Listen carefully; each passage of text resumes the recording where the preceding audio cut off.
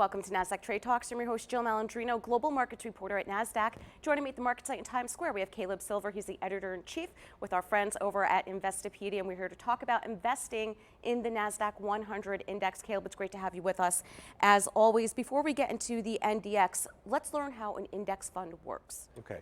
Index funds are basically baskets of stocks, equities, or securities that track sectors or markets. So like a mutual fund, an index fund might track the S&P 500, might track the Nasdaq, like we're about to talk about. So there's a way of accessing the market without actually buying the whole market. You can buy an index fund, which basically mirrors the performance, but in individual securities all basketed together.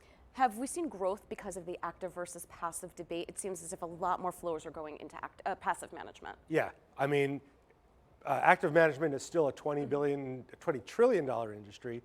Passive with ETFs is about a $4 trillion industry, but index funds, whether they're mutual funds or ETFs, is growing, and a lot more people are getting into it. You find younger generations more attracted to passive investing than older generations that are used to active management, used to sitting with their advisor, used to sitting with somebody who helps them with portfolio construction, and they want that active management usually through mutual funds. Younger generations, because of technology, because of the fact that they realize they might not be able to beat the market, are more attracted to index funds and ETFs. All right, well, it's interesting you bring up technology because 50% of the Nasdaq-100 is technology companies, along with biotech and other sectors, but it brings together the most innovative and diverse global companies. Right, and a lot of those companies are listed right here at the Nasdaq.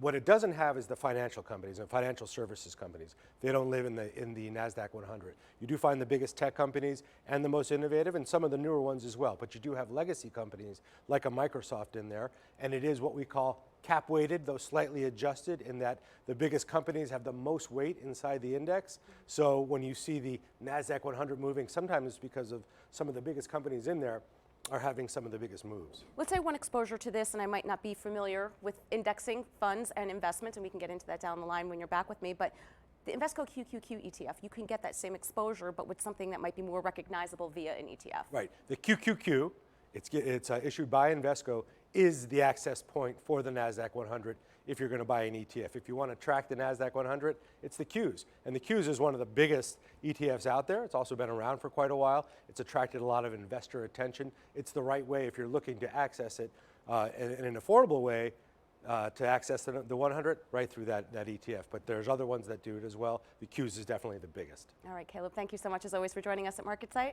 And thank you for joining me on Trade Talks. I'm Jill Malandrino, global markets reporter at Nasdaq.